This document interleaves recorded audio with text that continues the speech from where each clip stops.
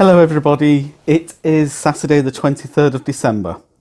Welcome to my little podcast on the fibre arts, crochet, knitting, sewing, weaving, spinning, anything else that takes my fancy. My name is Gerard, or Peter, or Boniface. I am a former monk and a former bus driver. I live in Abingdon-on-Thames in Oxfordshire in the south of England. I have been crocheting for about 18 months and I live with my two pussycats, Toby and Bunty, who will probably make some sort of appearance in this episode, and everything else that is in all my other videos. So hello and welcome. And first of all, as you can see, the Christmas tree is behind me and I have lights in the window, and if you can just see in the top corner of the screen over here, I've actually got garlands as well, because I'm very much a fan of tin foil garlands in rooms and things. So I previously used to have paper chains that I made myself as well. I'm very traditional in that sense. What a surprise. And I'm even wearing my Christmas jumper. I will just stand up so you can see it. It's a very mathematical humour. I hope you can decipher all that text. I'll just leave it on the screen for a moment and then it'll let you read down through. But it basically is a formula that when rearranged becomes Merry Christmas. I know there are some people who really don't like XMAS being used as a shorthand for Christmas. I'm not one of those people. The X in XMAS is actually the letter chi in Greek and is the first letter of the Greek word Christos.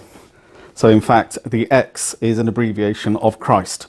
And in many Catholic churches, you'll see the monogram Chi Rho, which is like a letter P, which is actually the Greek letter R, Rho, and the letter X. And those are the first two letters of the word Christos, Chi Rho, C-H-R.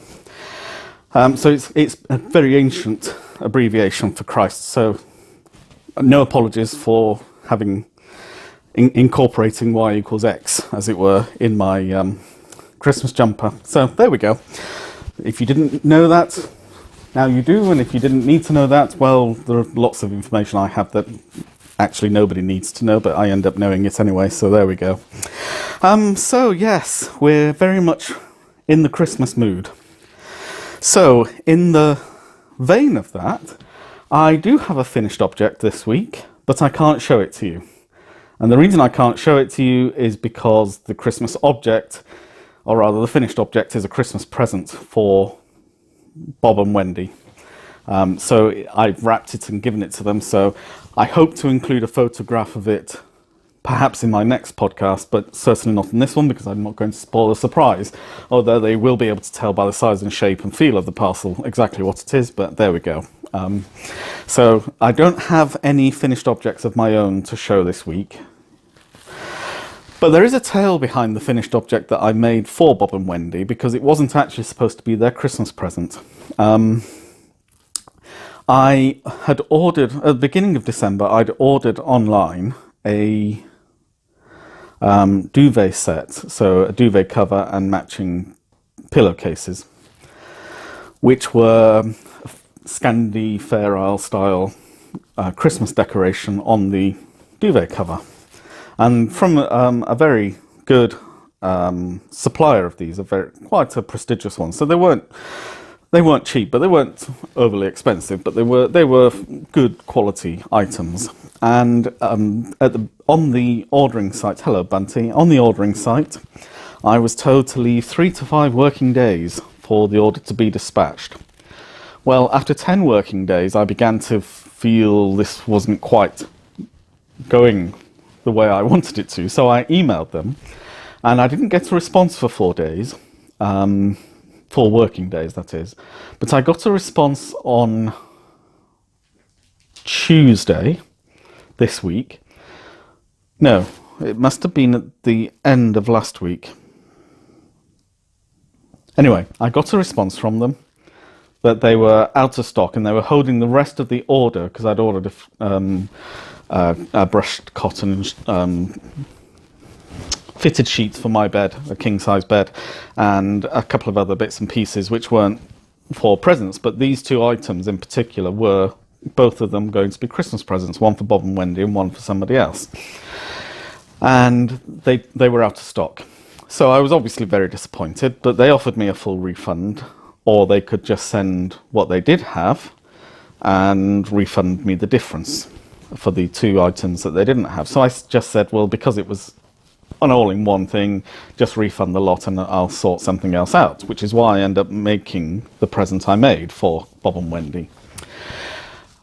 But I authorised them on Monday to give me the full refund. On Tuesday, they advised me that they had done the full refund, but I also then received the brushed cotton sheet from the courier.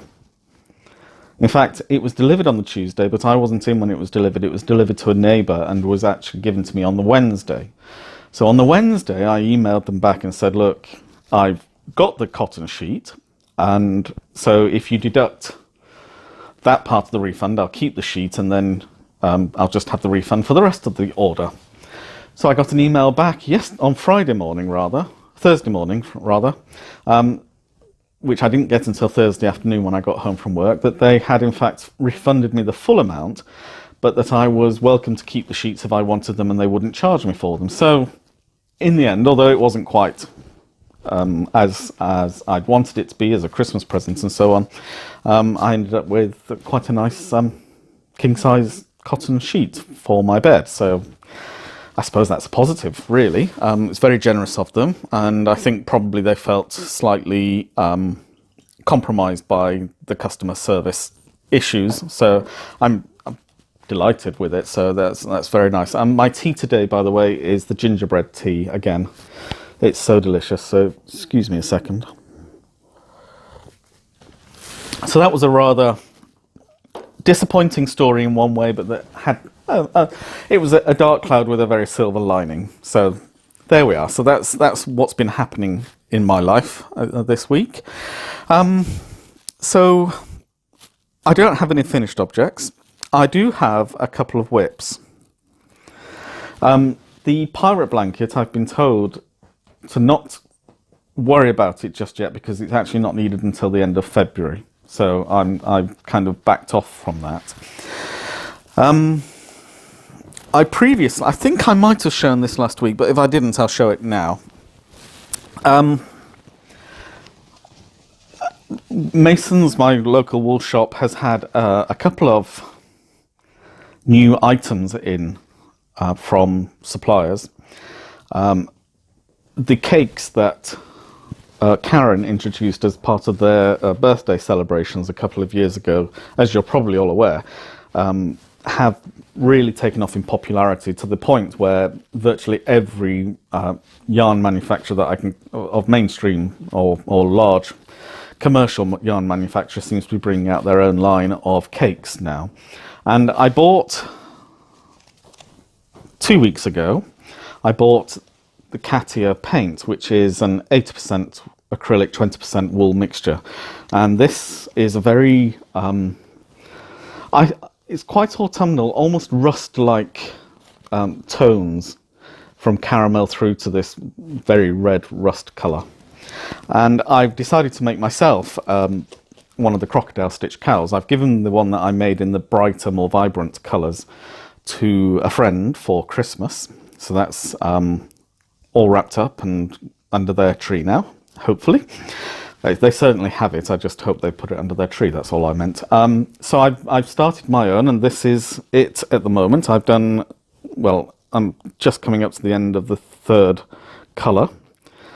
And I'm really pleased with the colours on this. I think it's going to be, it's really soft and will fit quite comfortably around my neck once it's done. And I really like the subdued colours in this. I think they'll really suit me, and they'll go very well with my camel coat, which you will have seen on Rambling On, number 1, my first other topic podcast, as it were, following Vlogtober. So I am working on this occasionally, but that's a work in progress, which it has the advantage, this is a very portable work in progress. So I went round to see Wendy this afternoon because Bob is at work on a late shift. So we had a coffee and a mince pie and a natter about this, that and the other, as you do. And I was able to take this with me in my little project bag, which is the ever so cute fox project bag that I got from Mason's probably about 6 months ago now. I really like this, and Wendy liked this so much that she actually managed to find one for herself as well. And it has that great advantage that it is eminently portable. This is a DK weight yarn, but I'm using a size 5mm crochet hook just to have slightly bigger. It's a very dense fabric, and so because it's basically a lattice work, as you can see, it's 2 treble crochets and 2 double crochets if you're American, 2 chains, and then 2 more and 2 chains and 2 more and 2 chains. So that provides the lattice work, and then 5 trebles or doubles are put into each post going down and then coming back up the other side. So there are 10 treble crochets for each 2 posts, which makes it quite a dense fabric. So I decided to use a 5mm crochet hook rather than a 4mm in order to make it slightly more, well, not quite as thick and heavy, which again, it's never, we had snow 2 weeks ago in the UK for a day, on the Saturday in the north and on the Sunday in the south, basically. I'm not talking about the Highlands here, it's just generally across the UK. But within a week that had all disappeared, and it's been around 10 degrees Celsius since then. So we went through a week of about -5 degrees at night time.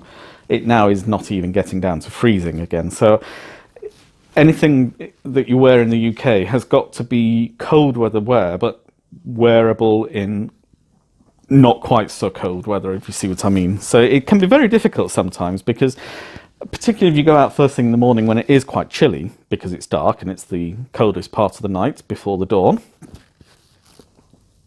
and then coming home at 2:30 in the afternoon, it can, if you're not careful, you can be wearing far too much for the middle of the day on a mild winter's day. I mean, in fairness, the British winter tends to be colder in February, March time than it does in December, January time. So I expect there will still be quite a cold snap still to come within our winter. But it is incredibly mild at the moment and overcast an awful lot. So it's been very grey. It's the worst kind of winter weather as far as I'm concerned. I really enjoy really cold, bright, fresh days where you can wrap up warm against the cold, but then you have that pleasure of everything just seems to be so bright and clear and crystal. It's by far and away my favourite time of year when it's like that. I really find the perpetual grey monochrome sky rather dull and uninteresting. But that's me.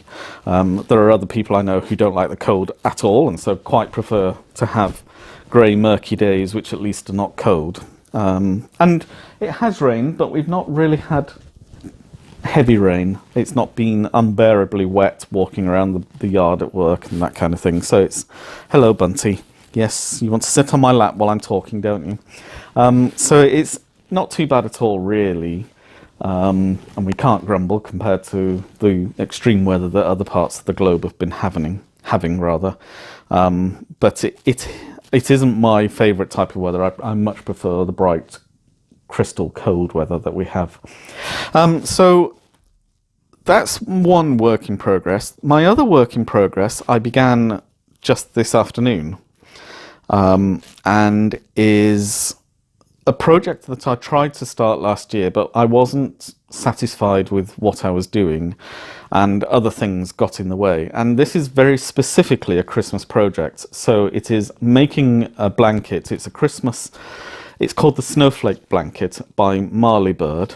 Some of you may be aware of it. It's a corner-to-corner Afghan. And I'll put a picture of the chart because it's probably easiest to show you. So I'll put a picture of the chart in here. It's a free pattern, so you can go across to her website. I'll put a link in the description below, or in the little eye in the corner probably. And you can. It's also got a video helping you. And unlike the Skull and Crossbones blanket, which is using an Aran weight yarn with treble crochets, UK terminology, double crochets, US terminology. So you do 3 chains and 3 double crochets for each square block in the corner to corner afghan. In the Marley Bird one, you do 3 chains, but then 3 half treble crochets or half double crochets, as they're known in the US. And it makes it slightly more compact in one way. I'm not sure. I think I prefer actually using the full treble rather than the half treble, but I'm going with what she recommends, and so I'm not unhappy with it. So I've started it, and she did a red one, and you may remember last year, I think I can't remember if I showed any of it last year, because I started it during Christmas, but I'm not sure if I carried on with it in January when I started my first podcast. But I was doing a navy blue and white. So she had a kind of scarlet and white version, which is a very bright Christmas colour, and very much the traditional Christmas colours of red and white. And it's fine. I quite like that, but I'm more in terms of red, as with the curtains, I'm more in favour of a more burgundy, slightly darker, richer red than scarlet or crimson. So I'm much more a deep red person. But I wasn't satisfied that deep red would be the right colour for this, and it's also very difficult getting hold of the right shade of burgundy. So last year I thought I would do it in navy blue and white, which again is more of a winter choice, and it's a snowflake. It's not a religious item. It's not a Christmas item so much as a winter item. And I felt the dark blue and the white was a good choice, but I just wasn't entirely satisfied with where it was going. Toby is currently grooming Bunty, which means that there is about to be a cat fight on my lap, and I'm liable to have claws going into me at some point. I'm hoping not. If they're well behaved, I should get away with it, but you never quite know with Toby and Bunty. Yeah, everything's all right. Yes, good. They're obviously in Christmas good humour with each other at the moment. So I liked the blue and the white, but I wasn't sure that it was comforting enough. It certainly worked as a colour scheme, but it wasn't quite coming together the way. It wasn't warm enough for me, I guess. Toby, that's a good boy. That's a good boy. I don't think Bunty wants to be licked on her face, thank you. I know, she's a funny so-and-so, but she's a bit like that sometimes, you know, and if she doesn't want it, she doesn't want it. So I decided to try a different colour combination. I wanted to use Stylecraft because I think, given that it's going to be a top blanket, a bed cover, as it were, I wanted it to be washable easily. So the Stylecraft acrylic is colour fast and can be machine washed, and so it's a lot easier to deal with the ongoing maintenance of the item. It's a bit large to hand wash and dry flat and that kind of thing. So I just wanted to make sure that it wasn't going to be onerous once it was finished. So I decided I wanted to use Stylecraft, and Masons have a very good selection of the Stylecraft in DK. And that was fine, but I wasn't sure. I think actually last year I was actually making it in DK, and I didn't feel it was substantial enough. So I then decided I wanted to make it in the Stylecraft Special Aran, because Aran is much more akin to the worsted weight that the original was made in Red Heart's Super Saver. I think I can't remember what it's made pattern recommends, but it's something like that anyway. Now, I had done a lot of groundwork last year because I find the chart, if you're reading from a chart as you're going, it can be quite difficult. Your eyes can start crossing and all kinds of things, and you start counting the wrong line. So you start on one line, but you finish on the next one up or the next one down. So last year, I spent quite a bit of time going through the chart and converting it into a table. I'll show you what I mean.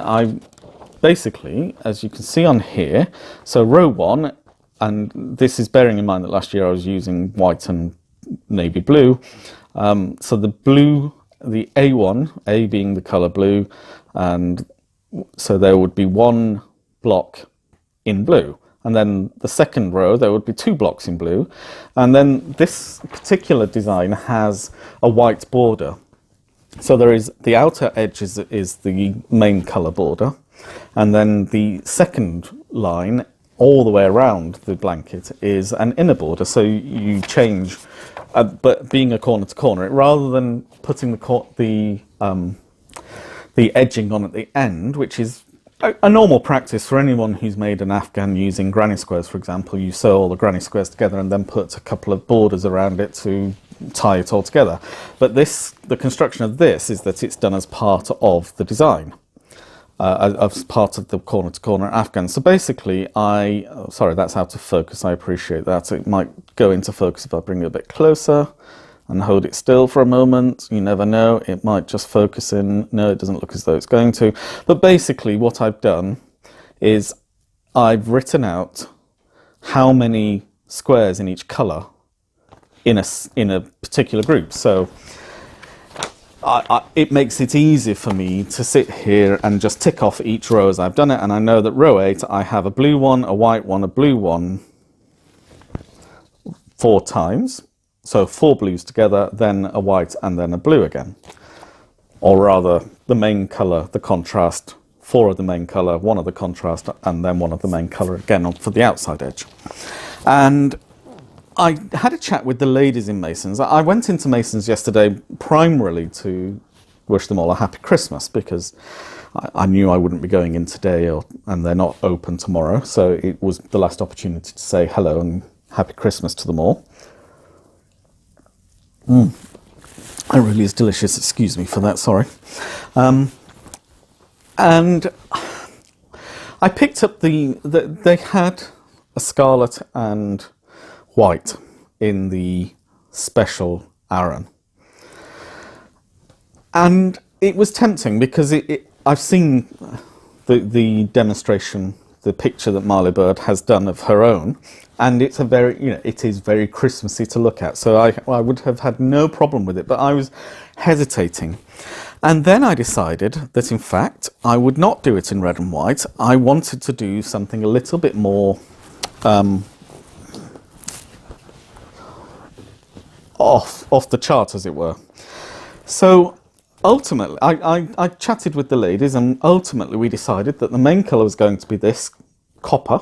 It's named, although I would call it a well done gingerbread man with cream.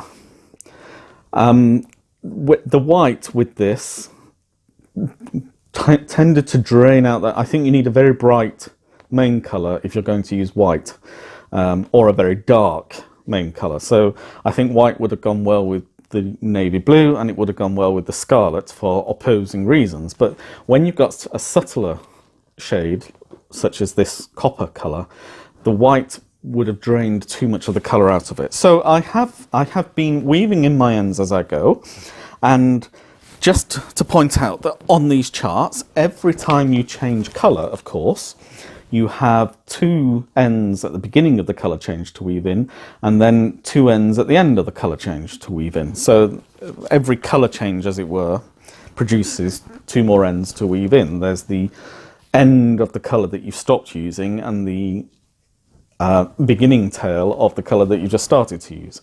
So I have been assiduously incorporating the weaving in of ends to the actual construction, which also has the beauty that by not simply carrying the yarn, this is an entirely reversible blanket. In fact, I only happen to know that because I have completed an odd number of squares, that the correct orientation for this is that way.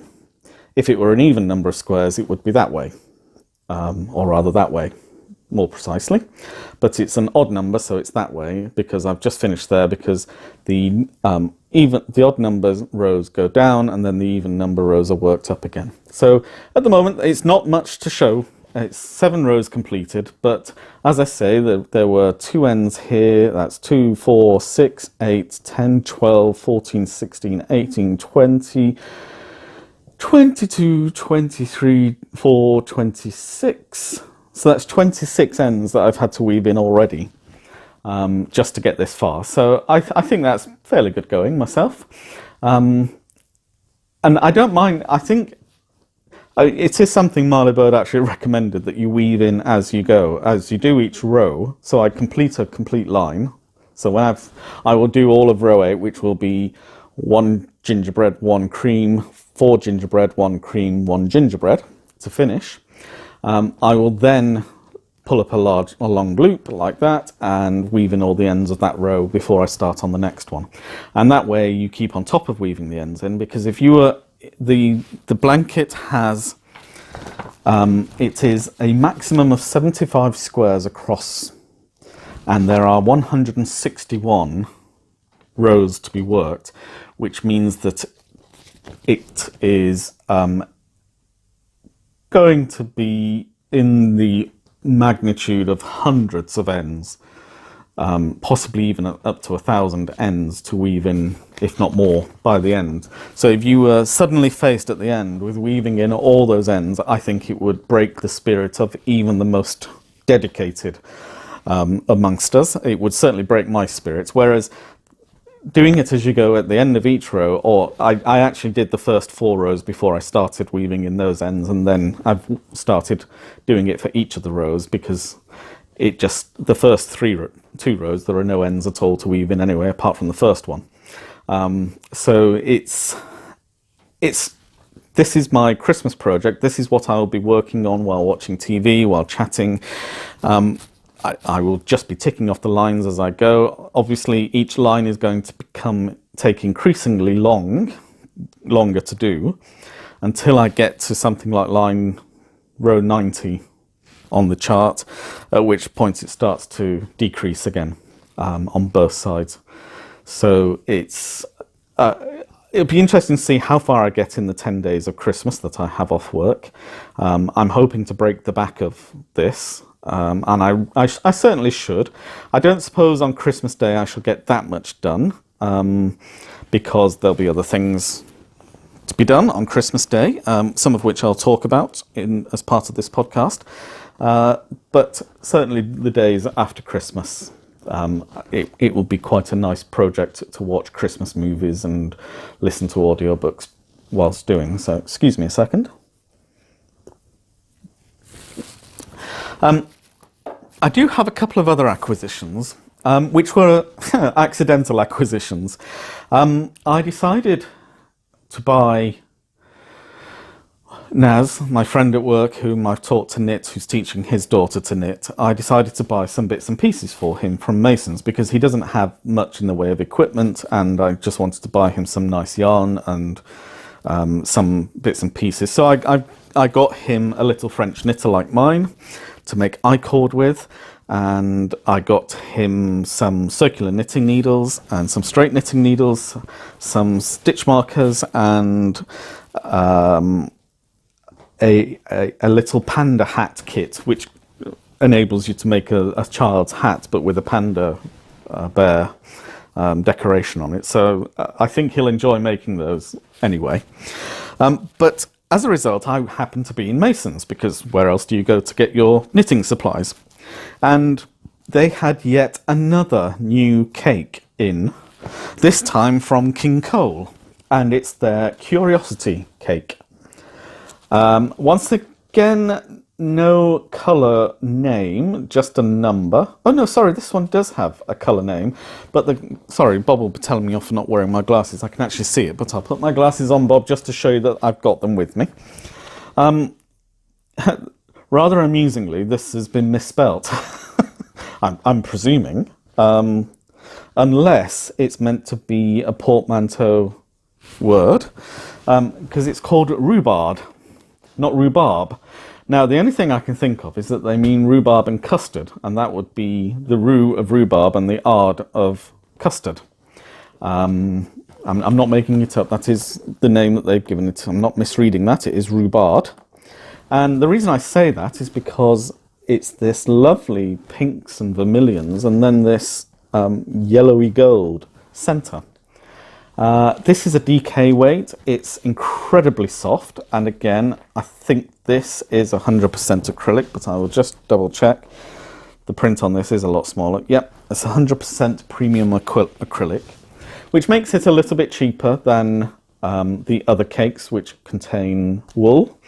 So I think this was £6.99, whereas the cat here was £10.99, and that's got 20% acrylic wool in it rather, and 80% acrylic. They're both 150 gram balls, and this is very much a DK weight yarn. So this is they had a number of different colors in this, but this was the one that spoke to me most, so I decided I'd get this. I've absolutely no idea what I'll use it for. I suspect I might make a scarf out of this rather than anything else, but we'll see. I'll let you know as and when I decide to use it, or as and when I decide to give it to somebody as a gift. Who knows? I also bought a set of the stitch markers for me, and you'll see why I bought them as soon as I show them to you, because who can resist such beautiful colours as these? Very inexpensive. They're the circular clip-on markers, so you I don't know if you'd be able to see at that end. If I hold it at the camera, you can see you just slip it over you can either pop it on a needle if you're knitting, or you slip it over a stitch if you're crocheting, and it will just hold the stitch in place. And there are two different sizes. There's large and small, as you can see. So the pink and I suppose we should call them the magenta and the cyan, as opposed to the orange and yellow, are small and large. And right next to them, also very prettily coloured, were some bobbins for yarn. So there's two of each colour, black, blue, green and red, because I've been tampering a little bit with Fair Isle knitting, and any kind of stranded colour work, it's often easier to have separate bobbins of colour rather than whole balls of colour. But if nothing else, they're very pretty to look at, and who doesn't like having pretty, colourful things in their life? I have been saving, by the way, I should have mentioned this before I moved on from the blanket. I've been saving the little ends. These will be going in my box, and they will no doubt find their way into some stuffed amigurumi at some point in the future. Waste not, want not, as I say. And it's 100% acrylic, so it's not going to interfere with any other fabrics, or any other yarns, rather, any other fibres that we use. So excuse me a second.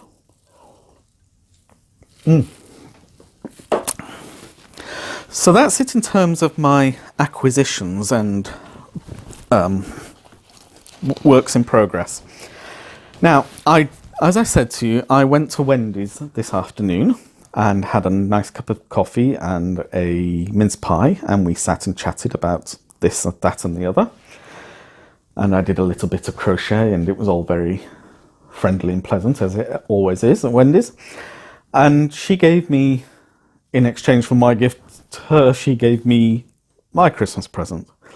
I say present, it was actually a few different things, but she said I could open one of them in particular there and then, which I'm not precious about Christmas. I think if you've got children, you do like to hold on until Christmas Day, but I'm not particularly worried about opening things before Christmas Day. But clearly this was something Wendy wanted me to see, and therefore I think I can share with you. And it was a parcel that had a little envelope, a homemade envelope attached to it, and in the homemade envelope was this lovely card, which she's made using her scan and cut machine, and adapted and put these beautiful little gemstone eyes in for me. And there's a little note inside, on the inside of the card, nice little note. Merry Christmas, love from Otis. Hope you can give me a good home. I am well behaved and will not cause you any problems. Love, Otis, which is very sweet. And who is Otis, you might ask? Well, I then opened the present, and inside was this adorable little owl pincushion. Isn't he absolutely wonderful? Lovely long-eared owl, I've decided he is, and lovely folded wings with this detail on them. And what I was really impressed by is Y seams on the side as well, so that he stands up properly.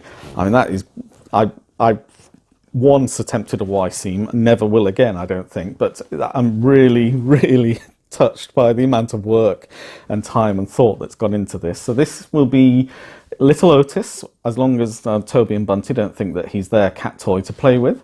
We'll sit next to Dotty, my sewing machine, and I will think of Wendy every time I stick a pin in him, as I told her.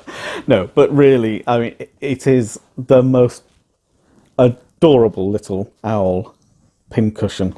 He's just so sweet. And she put a stone in the bottom under the stuffing so that he doesn't topple over. He stands quite happily. And his little felt feet. He's just beautiful. And I was really very pleased with this. And I don't know if you can pick up, yes, you can. The fabric is actually stars, red stars on the almost calico colour background. And then this beautiful red and white polka dot on the detail.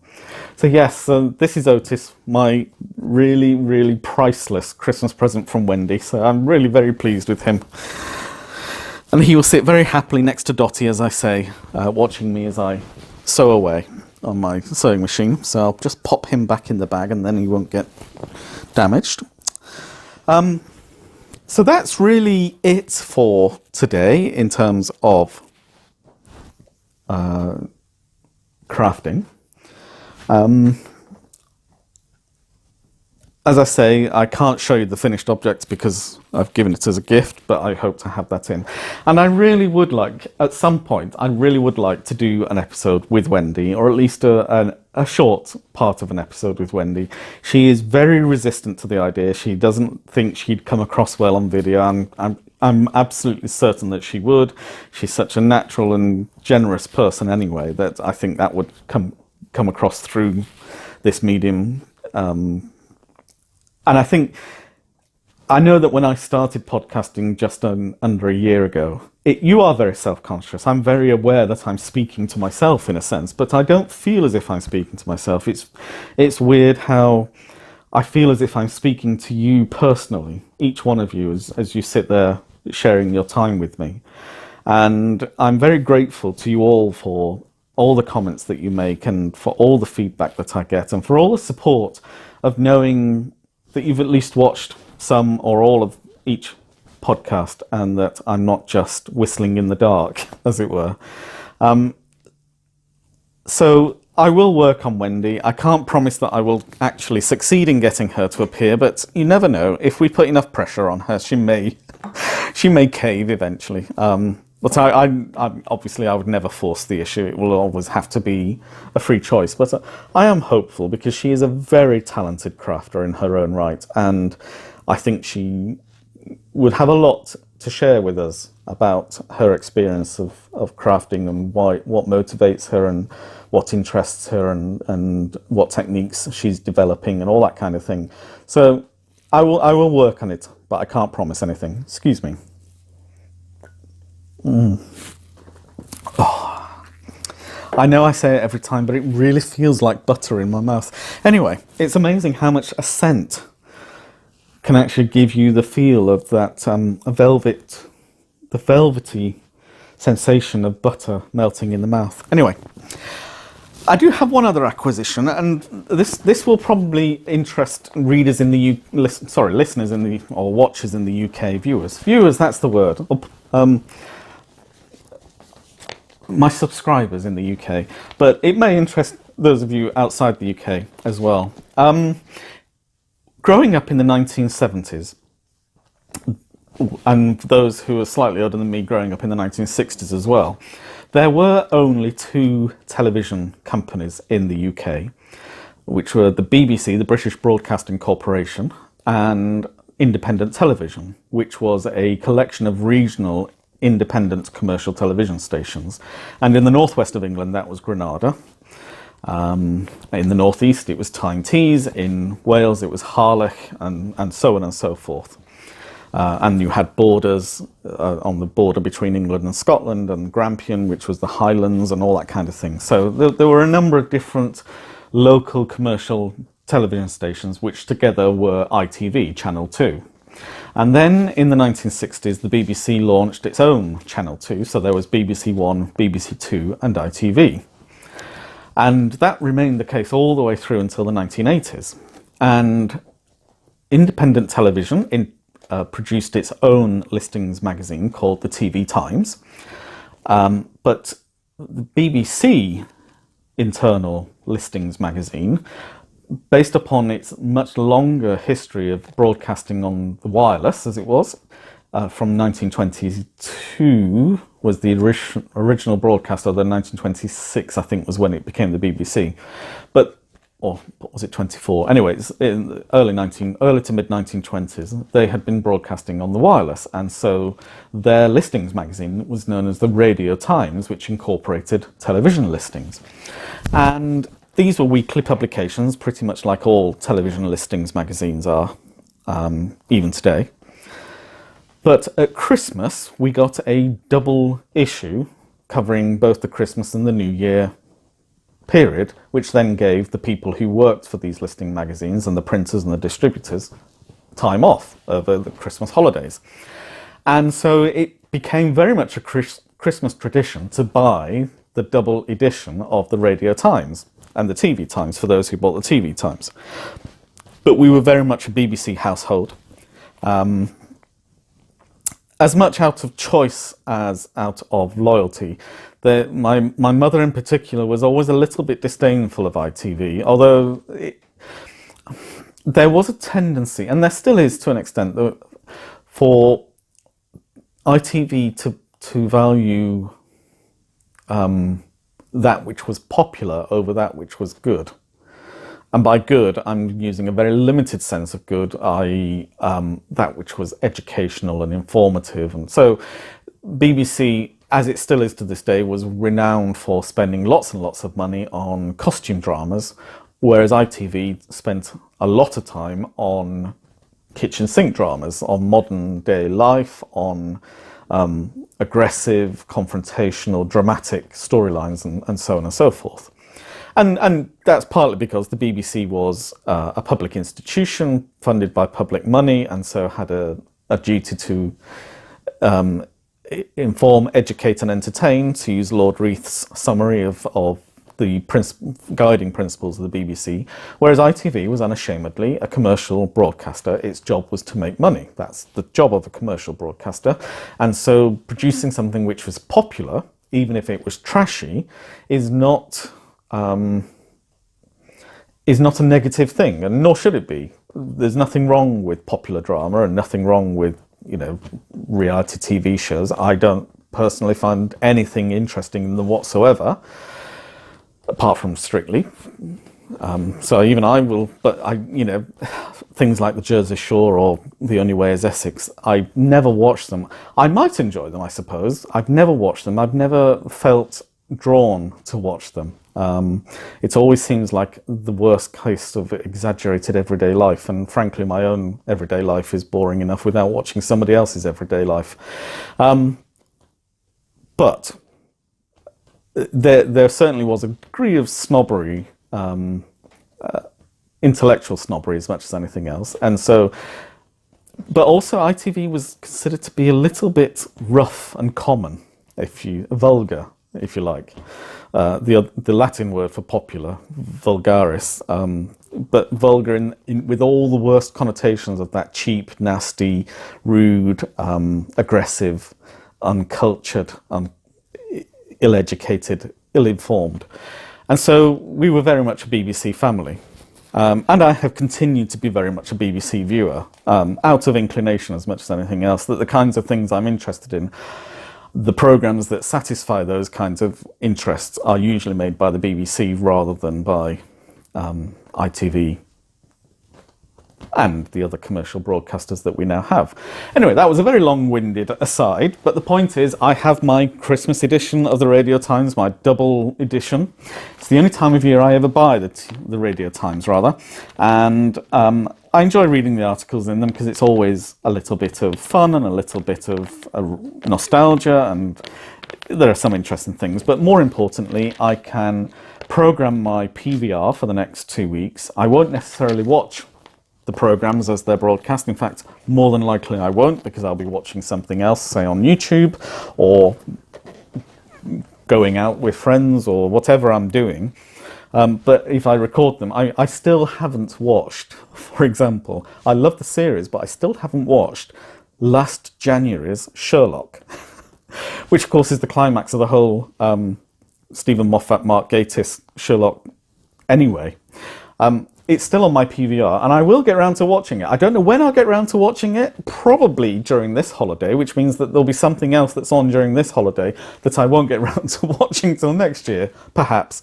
One of the only two programmes that I will absolutely watch as they are broadcast on the BBC on Christmas Day: The Queen's Speech at 3 o'clock and Doctor Who at 5:30. Both of them on the BBC, I hasten to add. So there we are. So what I will do is go through the Radio Times in the next 24 hours and tick off all the things that I want to record, and then just watch them later at my leisure. So I just thought I'd share that with you, because this is very much a Christmas tradition in the UK to get very excited about the double edition of the Radio Times. And it's interesting as well going into the supermarket, because there were shelves and shelves and shelves of these, whereas normally there might be half a dozen Radio Times on the shelf at any given time. There were piles and piles and piles of these, and people were picking them up. It is very much a strange British tradition. Even if we don't buy listings magazines at any other time of year, we always buy one at Christmas. So there we are, another insight into the mad English, mad British in this case. I suspect they're as mad in Scotland, Wales and Northern Ireland as they are in England on this one. Excuse me a second.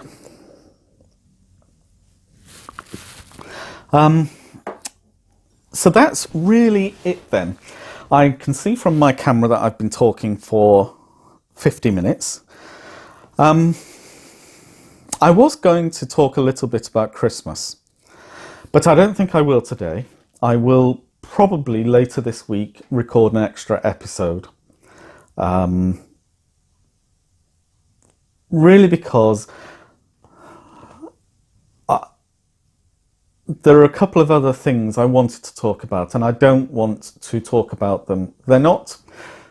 I think overall there is something positive to be drawn from them, but they're not in themselves Christmassy kind of subjects. They can be quite dark and serious, so I think I will keep away from them, other than to say, if you haven't seen it already, it's on BBC iPlayer. You need to watch Feud, which is about Joan Crawford and Betty Davis and the making of Whatever Happened to Baby Jane in the 1960s. It's a brilliant series. It really is. It's beautifully shot, brilliantly acted. Susan Sarandon is in it. She plays Betty Davis, and she plays her perfectly. Whatever Happened to Baby Jane is probably my favourite Grand Guignol kind of dark horror movie. Horror, not in the sense of blood and guts and gore, but horror in the sense of something horrific happening. Rear Window, which is a very tense thriller, is also very much a favourite film of mine, Jimmy Stewart. And if you haven't seen this yet, it's well worth watching. I don't know if it's available in the States. I would imagine it is, because it's clearly an American production that the BBC have cooperated with. If you can get to see it at any time, and certainly while crafting, it's a brilliant thing to have on in the background. It is stunningly beautifully shot, incredibly well acted. Especially the scenes from Whatever Happened to Baby Jane. The actresses involved have clearly studied the film very closely to ensure that they get the right kind of facial expression. And it's very easy to forget that these are modern day Hollywood actresses portraying the glamorous Hollywood actresses of yesteryear who had perhaps passed their glamour peak, in the sense that, and this is where it's quite ad rem, a lot of what's going on at the moment, the sexual harassment and the misuse of women and the misogynistic approach to women in the movies, and the women in entertainment and public life generally. And there are some really very interesting bits in it, and that are ringing all kinds of bells with what we're seeing in politics and entertainment and so on at the moment, with the exposure of the sexual aggression and deviancy of so many powerful men in Hollywood, particularly against women who tend to be on the weaker end of the power equation there. But it's really, really, really very well worth watching. I'm thoroughly enjoying it. The iPlayer is allowing you to binge view it. The BBC's put the whole series on there, so you can either watch it as it is broadcast by the BBC, or you can watch it all in a binge, as I'm doing. I also would recommend The Crown Series 2, which is... It's not entirely... I'm sure it's the case with Joan Crawford and Bette Davis in Feud as well. It's not entirely historically accurate, but it is pushing all the right buttons. It's giving you a very strong sense of the development of Queen Elizabeth II and her husband Prince Philip, and their relationship and Britain's relationship with the world as it developed through the early years of the reign of Queen Elizabeth. It's entertaining. It's beautifully well made. Again, I love hearing all these actors put on their very clipped accents, such as nobody now speaks, but in the 1950s this was how the upper crust of British nobility did speak. It's fascinating to watch. Anyway, it's well worth catching up with that. So really, I'm going to call it a day here. For those of you who have stuck with me through to the bitter end of this episode, I just want to wish you all a very happy, peaceful and holy Christmas, and your families too. And I extend those felicitations and good wishes to people of all faith and none. I believe that the Christmas message of peace on earth to people of goodwill is one that we can all share in at all times, regardless of our faith backgrounds. And I wish you and your families a very happy and peaceful time this Christmas. So until next time, bye for now.